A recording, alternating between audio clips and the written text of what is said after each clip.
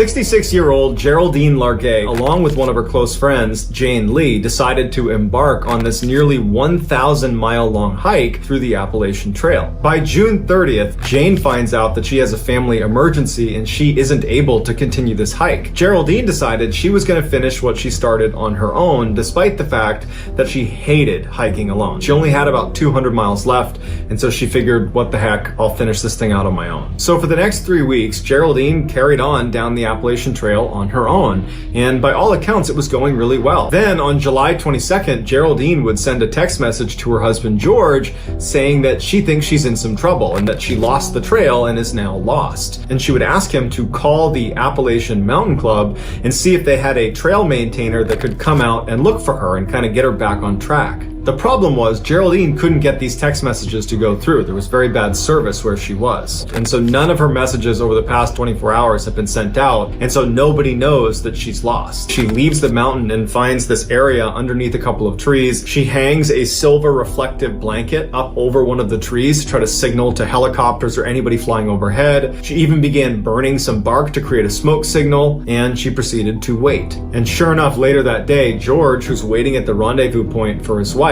she doesn't show up, and he immediately contacts the authorities, who launch a huge search to go find Geraldine. Tragically, Geraldine was actually only about a mile off of the trail, so she was not far from where she needed to be, but because it was so densely forested, she had no way of knowing that, and sound didn't travel very well. So over the course of the next 2 weeks, as this huge search with helicopters and planes and people on horseback, they didn't find her. So on August 4th, about 2 weeks into this big search, they end up scaling it back and say, sorry, but we can't find her. The whole time this is going on, Geraldine stays at her campsite. She's staying very positive. She has this journal that every day she would write inside of it a daily observation, and she would also write letters to her family. She was very much expecting to be rescued and would have this great story to tell. But as days went on and no one was finding her, you could tell in her writing that she had come to terms with the reality that she was not going to make it out of here alive. And so before she died, she wrote this beautiful message to her husband and to her daughter. When you find my body, please call my husband George and my daughter Carrie.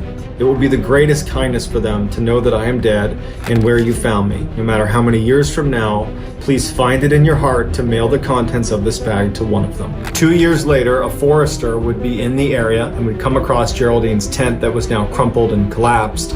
And inside, he would find Geraldine with the journal over her chest. This is someone that went out with absolute grace.